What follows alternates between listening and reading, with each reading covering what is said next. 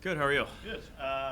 First impressions, new organization, new camp for you. What's kind of the experience been like so far? Intense, I guess, is the easy way to say it. Obviously, torts demands a lot, and conditioning's a key factor. So it's been good. Finding my bearings, mixing in with the guys pretty well, I think. So it's been a good experience so far. How you kind of viewing this camp for you? I mean, what's kind of comes added with it when you're with a new team and a new organization after being traded? Like, how are you viewing all that for you? Yeah. Obviously you want to get settled in as fast as you can, but at the same time, you got to show what you can do out there. So exhibition games are coming up, and I think that's going to be big for me and a lot of guys. So that's kind of what I'm looking forward to the most, I'd say. How did you find out about the trade in the offseason, and just were you surprised? What was your reaction?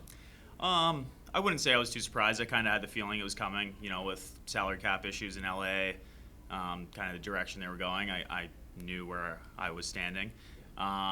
Just kind of I got home from the gym, and some buddies started texting me saying heard some stuff on Twitter, and not a minute later I got a call from my agent, and then Blakey was right after that. So it is what it is. It's business. I was lucky enough to be there for 6 full years, so very fortunate, but really excited for the next chapter.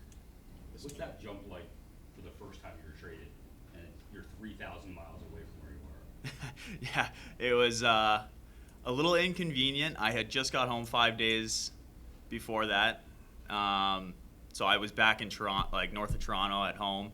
Just got home, and then flew all the way back, packed up my house and everything, got it ready to rent, and then flew back. So it was a little bit of a whirlwind and a busy summer, but it is what it is. You just deal with it and roll with the punches.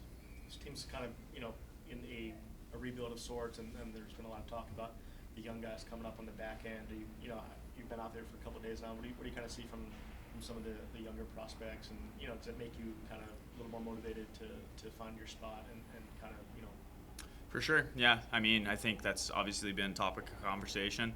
Torts has said, no ice time's guaranteed for anybody, so you got to go out there every day and earn it. I know my capabilities and stuff. I just got to make sure that it shows on the ice and prove that I deserve to have a solid spot in the lineup every night and contribute when I can.